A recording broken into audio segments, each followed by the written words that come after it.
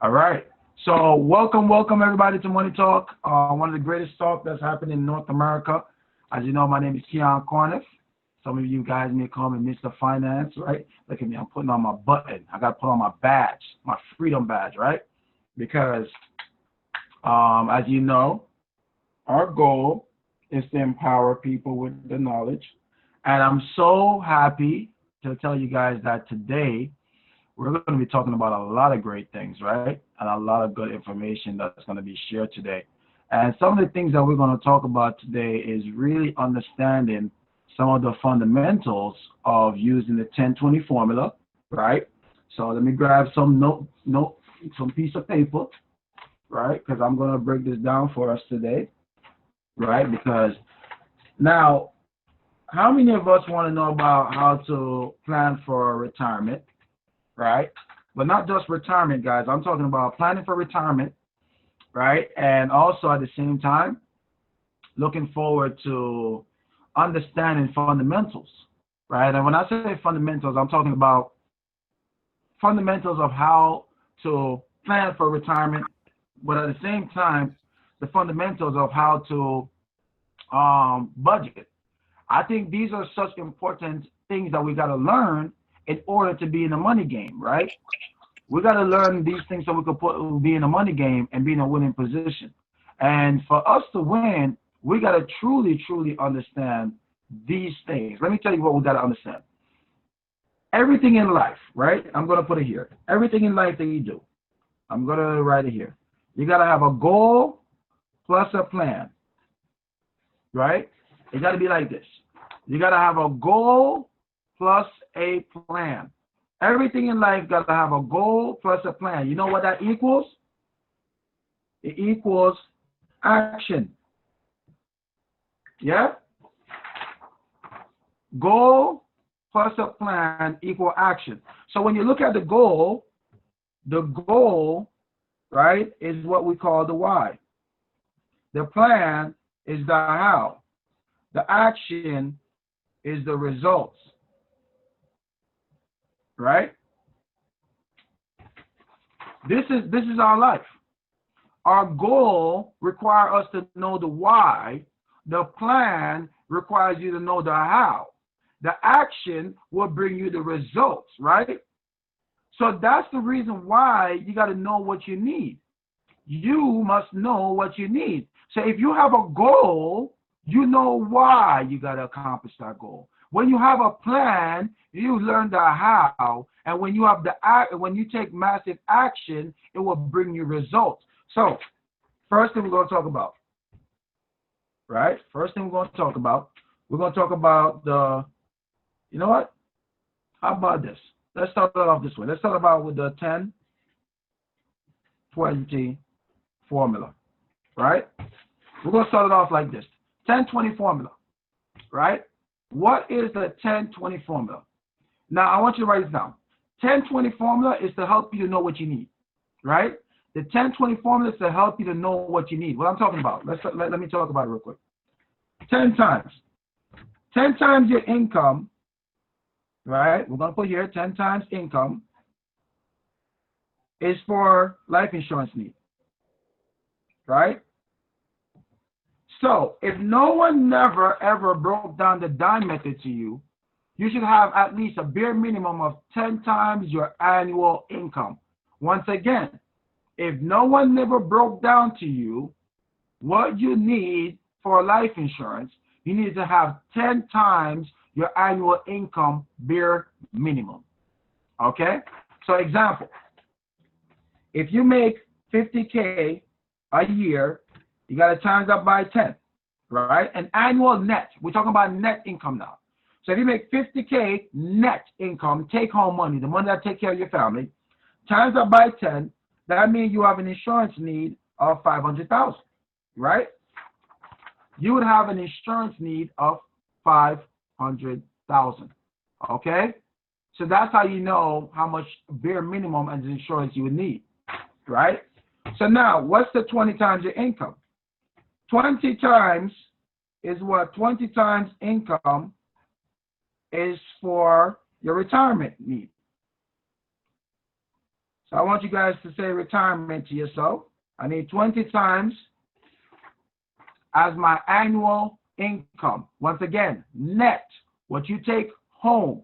You need 20 times your net take-home money for retirement, at least minimum. Now, how would this work in your favor? The only way this will work in your favor is if you only, right, if you want to retire at age 65, and they know that the average life expectancy for someone is at 85, so that's about 20 years you would need money for, right, for retirement.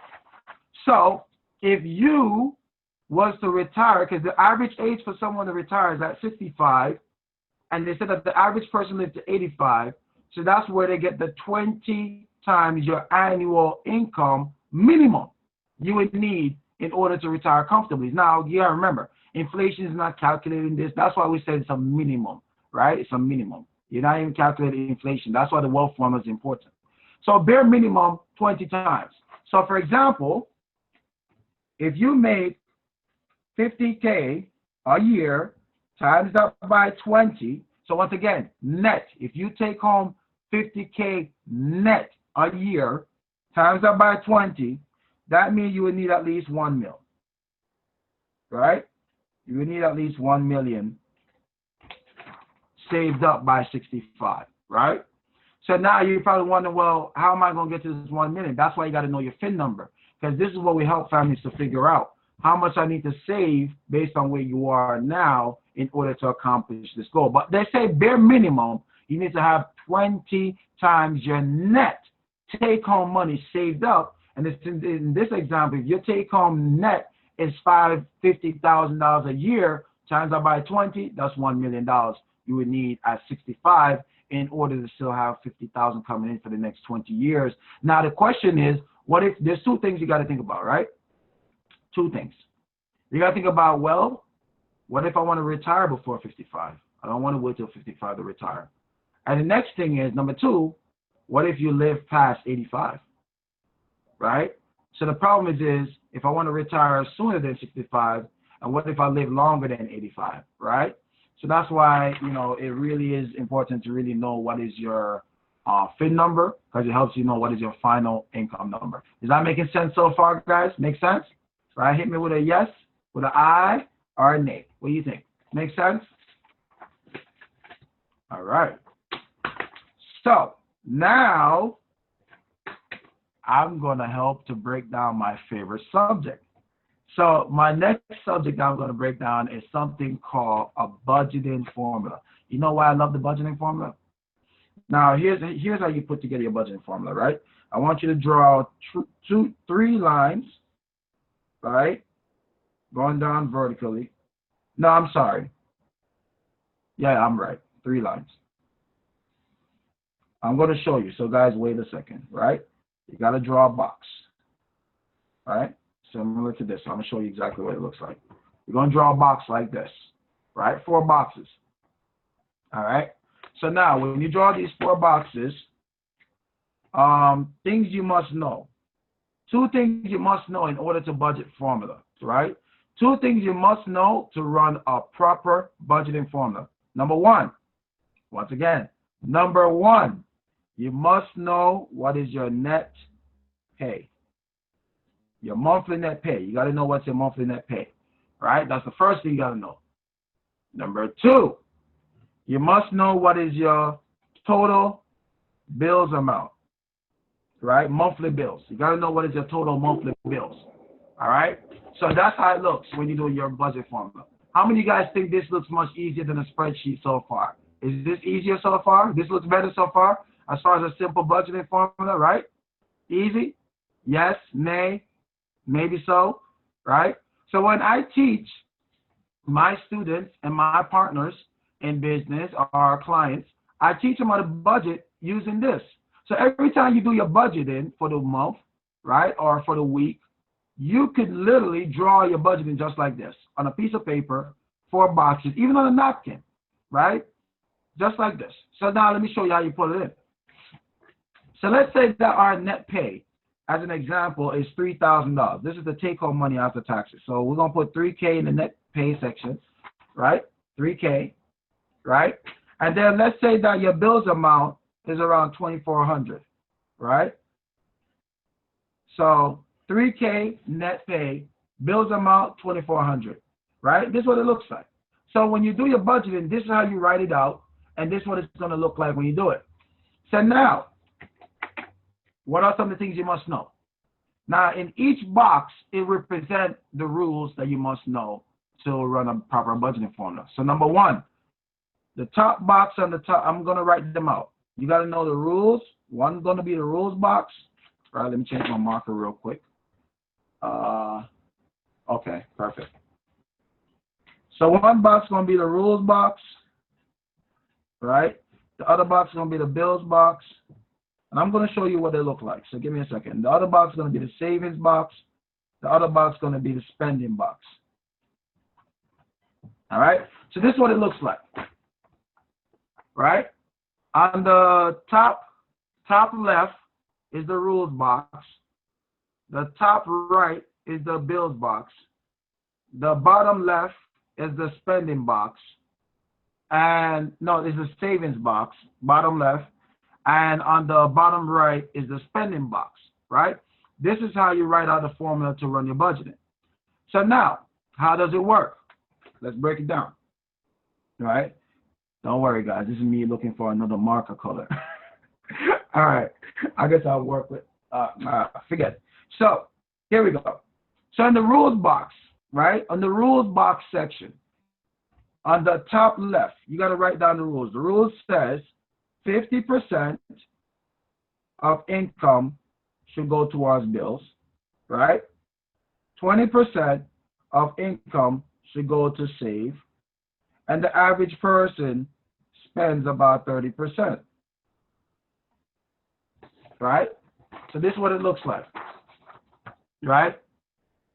50% go to bills, 20% should save, 30% is what the average person spends. All right? So now, since we already have the net pay and the bills amount, right? We have the net pay and the bills amount. Now what we got to do, we got to figure out, well, how much do we have to put toward the bills? Now, what is the formula for that? I'm going to give you the formula. The formula is to find out the money for each event. You got to take net pay, all right, and times it by the percentage, and that equals the money for each one. So right again, let me write it out big and bold for you guys, so that way you guys can see it. I'm going to show you guys right now. So you're going to take your net pay times it by whatever percentage, right, and that equals the money. All right, so this is what it looks like, guys. You're going to take your net pay times it by whatever percentage, either 50% for the bills, 20% for the savings, 30% for spending, and that will tell you how much money you have for each box. All right? We got that so far? Say yes. Yes or no? We got that so far? Yes? Let me know. You got to hit yes quick in the participant section, guys. That way I know. All right? Yes. All right? If you don't, say no, and I'll go over it again. All right? So, once again, net pay times whatever percentage equals the money. Now, let's find out the money for the bills box first, right? So, we're going to take the net pay. If the net pay to find the bills money is $3,000, times that by 0.50, which is for the bills, that equals, what's 0.5? 0.5 of 3,000 is $1,500, right? There it is, $1,500 bucks. So that's how much money we have for the bills so far, $1,500, right? So we're going to put $1,500 in the box. But our total bills amount is $2,400. We don't have enough for the bills yet. So we're short some funds, right? Now, let's look in the savings box. We're going to do the same thing again, net pay. We're going to take it $3,000. Now we're going to times it by 0.20, and that gives us $600, right? $600. So now we put that $600 in the savings box. We got $600, right? Now the next thing, the spending box. We're going to take our $3,000, times it by 0.30, and that gives us $900. So right there, we figure out we have $900 in the spending box, right? And this is what our box looks like. All right, we have 600 in the savings, 900 in the spending box, 1,500 in the bills box. So the first thing we got to do is find money to pay the bills, right? Because these are bills that could cover the mortgage, things like that, right? So we have a $2,400 bill on hand. We've got to take care of this bill first, right? So if I was to ask you guys the question, right, and I was to say, I want you guys to hit yes if you think I should take it from the spending box, or no if I should take it from the savings box. What you guys think? If I was to choose between where should I take the money from to make up the bill, should I take it from the spending box, which is yes, or should I take it from the savings box, which is no? So let me see what you guys think, right? Okay, so we see Swan says yes, take it from the spending. Jaime says yes, take it from the spending. We also have Ms. Sheila Forbes that says yes, take it from the spending. And we have Chantal that says yes, take it from the spending. All right. So what is the correct answer? The correct answer is yes. You're supposed to take it from the spending. Because when you take that $900, so we're going to put a big X, right? Boom. No spending, right? You can't afford to spend right now if you have a $2,400 bill. So now you add the 900 on the 1,500, and you'll realize that you got the 2,400. Bills paid, right? This is what it looks like. So every time you do your budgeting, you got to know what, boom, I can't spend that money. I got to apply whatever it is to make up to the bills, right? So now, you're looking at the spending box, like, well, Keyon, I got $600. Am I going to save all of that? I don't get no fun time. I don't get to enjoy my life. Of course you do. If you remember, we always talked about this. What should you be saving? 5%, 10%, 15% or more. So in this example, we just got to break down the percentage. So if we know that 20% equals $600 of your money, so that means 10% equals $300. Right? You guys follow me so far on that? Because 20 plus 20 equals, 10 plus 10 equals 20. And when you add the 20, that gives you $600, 300. Make sense? Follow me so far on that? Right? So, now, you look at it and say, well, which one are you going to save? Well, let's put it this way. The 300, right there, 10% off the bat. That's for your retirement. Right? You know you're going to put away 10% every time. 10% got to put away all the time. Right? Bare minimum.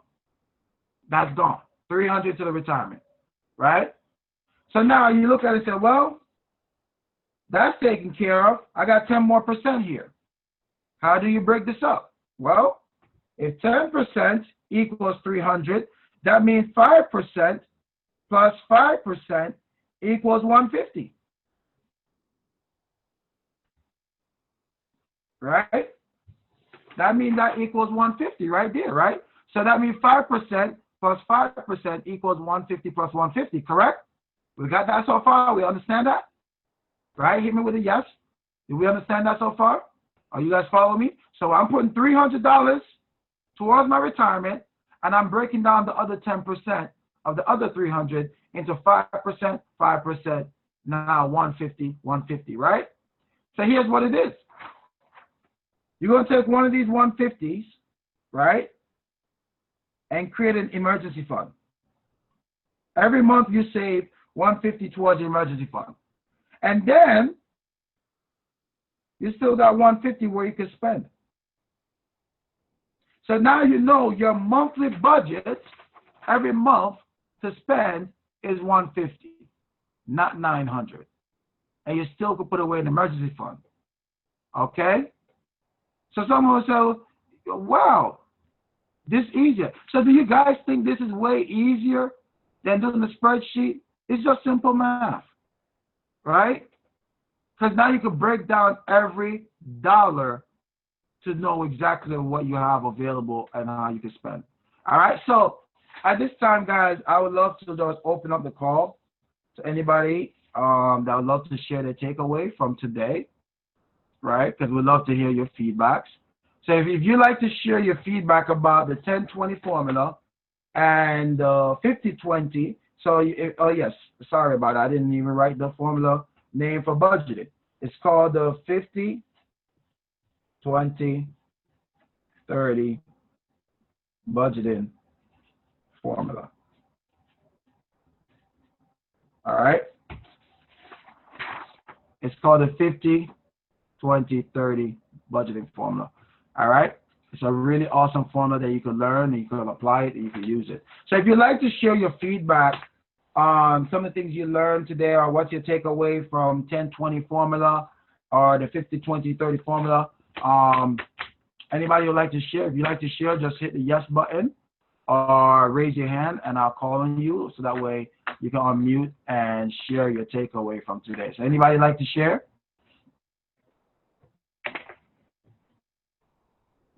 All right, we have first. So guys, while Ms. Victoria will be going first, you guys can hit the yes or raise your hand button, and I'll call you next after her, okay? All right, so Ms. Victoria Gordon, good morning. You're live. Good morning, Keyon. Awesome presentation. Every time I try to do that formula for retirement, I'm like, whoa, I am way off. But I always say still never too late, because everything has a risk factor. You don't know how long you're going to live. So I really appreciate that. But that formula says, Victoria, you are way off and you're looking to retire in about another year or two. I can retire now, but financially it doesn't look too good. Thank you anyway. But let's say, at least you know going in, right? That it happened unexpectedly to you. So at least now you could more move in with the prevention, right? Because at least now you could put some things in place to see how we could do it. And hey, thank God you're becoming an educator with us, right? Thank God, yes. I can make some extra income. And I get a write-off at that too. Yes, you get a lot of tax write-off. At least you get some tax break. Thank God. Yes, definitely. I'm getting something for what I'm learning. So it's never too late on some aspects, you know? Absolutely, I agree. I totally agree.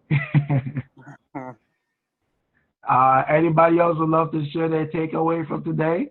Or any feedback about some of the things that we touched on, based on what you learned today about the 10-20 or the 50-20-30, or even campaigners? You know, have any of you guys use these things to really break down and help your client with our budgeting? And what is the result of that, of them using the 50-20-30 budgeting formula? I could tell you, for me, it's work magic for me, you know. I see we have Cherie. Good morning, Cherie. You're live. Hi, good morning, everyone. I am a big fan of the 50-30-20 formula because I was a big spreadsheet person. And I have a confession. The beginning of this month, when I was making my budget, I almost caught myself doing spreadsheets again. Well, not the traditional way, but like, okay, I spent this. I said, what am I doing? 50-30-20. And it replaced, time, because it was so fast and we're done. Right. Spending, saving, that's it. Like, it's very simple. It's so helpful, and it's a game changer. So I definitely love the 50-30-20 formula, and I appreciate you sharing with us today. Thank you, Keyon. Oh, you're very welcome. I love that thing, man. Because I'm one of them guys, I always like to find simple ways to do complicated things, right? Because that spreadsheet thing, I tried it too, man. And I remember the 1 month I missed one thing, and I was like, to hell with this. I was over it. I, I don't know if anybody has been in my shoes. I know there got to be someone on here that's been through that. I've been through that, and I've given up. At least this way, I get the answer I need. I'm quick. I have, what they call it, ADHD. I don't care whatever that word is. I have short attention, whatever. So I like to do something quick, get it over with, and straight to the point, right? So we have Tiffany Harewood. Good morning. You're live. Good morning, everyone. Good morning, Keyon. I absolutely adore the 50-20-30 rule. I share it with my clients, with my friends, with my family. And my personal experience, I'm with you, the spreadsheet thing, that was my life, spending 2-3 hours working on a spreadsheet to the point where it's like I dragged it out for like a couple of months so I don't have to do it every month. Every month I'm looking at it and I'm like, man, something's wrong. Right? Right. But this takes me like 10 minutes. I'm done. And already during COVID, we were able to save $5,000 for our emergency fund. I have a client who saved $10,000 during COVID. She's self-employed, okay? That to me is crazy. I have another client in like, I think 1 month, she saved like $5,000 just by using the formula. Like, it's crazy because people aren't really paying attention to budgeting what they've earned. We're busy tracking the spending, which I think is what they want us to do, at least the economy does, right? Because they want you to spend. That's how we keep the economy going, right? Spend, spend, spend, and don't save. But I love it because it gives you a good balance of spending, savings, and bills, right? Right. So, at some point, it's like, okay, I need to get rid of these bills so I can save more or I can spend more, or however you want to look at it, right? But it's great. It's like Cherie said, it's such a time saver, and that's the one commodity that you can't pay for, that you can't put a value on time, right? So to get back 2 hours of my life, okay, is heaven right now. So yeah, I love the 50-20-30 formula. Oh man, let me tell you, that 50-20-30 formula, it's broken me out of jail, man. I love this thing. That's why, people say, well, why did you use this? And I said, because it requires me to just know two things, guys. It requires me to just know two things, and it just requires me to learn how to use it. And as long as I know how to use it, I will know how to find the money. And when it's all said and done, guys, this is the wealth formula. This is the formula for the 50-20-30, right? So even if you make a spreadsheet, like I know we have a spreadsheet in our back office, right? But this is your formula, right? The 4 boxes, right? So when you look at the 4 boxes, guys, right, each box represents something. You got to know the rules. You got to know this is the bills box. You got to know this is the spend box. And this is the save box, right? This is the 4 boxes, right? Right. So many of us know the 4 boxes, but this is it right here. Now you could teach your clients how to budget much easier and help them to know. One of the things that inspired me to do this is because the fact that when I would sit down with my clients, I would find that back in the days, they were very ambitious people, right? And they wanted to save a lot more than they can. And most of the time, the things I was putting in place for them, it was almost becoming like a burden to them when it should have been helping them. So I said, man, one of the things I got to do for all of my clients first is to make sure that, hey, I take the time to teach them how to budget. Because if you don't teach the time to teach people how to budget, they will always look at the things that we put in place as a burden to them. And that's why budgeting is the most important thing that I do first before I even do anything. And once they know how to budget for themselves, they will always know what is important, right? And they'll know how to save. And it's not a matter of what they look at as savings and what they look at as spending and how they look at what is the bills. And when they understand that, they run the formula. And that's how simple it is, guys. So, yeah, it doesn't get any better than that. So what I'll do is, guys, I'll take a screenshot of all of these pictures here. I'll post them on the Money Talk chat room. So that way you guys have them. You can always cross-reference them back later on. All right, just for you guys. And yeah, if any other questions before I close out? Any other things? Any other questions, anybody? Raise hands or yeses. Anything else?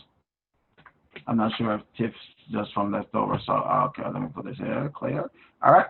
So, all right. So with that said, guys, tomorrow we're going to have a nice Money Talk again. And guess what? If you guys like, now, do you guys like it this way? Right? I'm always looking for feedback on that. If you like it this way, hit the yes. If you don't, you can hit the no. If you like the Money Talk like this, let me know as well. So that way we get these feedbacks, right? And if it's helping you to learn a lot more, please let us know. And for those of you that's watching on YouTube or Facebook, please comment below and let us know. All right? So absolutely. Thank you so much. So this Money Talk will be up shortly. So make sure you guys stay tuned. And until the next one, on the count of 3, let's all wish out, guys, and let's get the party started. Happy Wednesday. And don't forget, tonight we have Fin Night, all right? Our financial literacy workshops, all right? So tonight we have Fin Night. Don't miss it. And let's have a great day. So on the count of 3, let's all wish out, guys. 1, 2, 3. Let's whoosh, guys.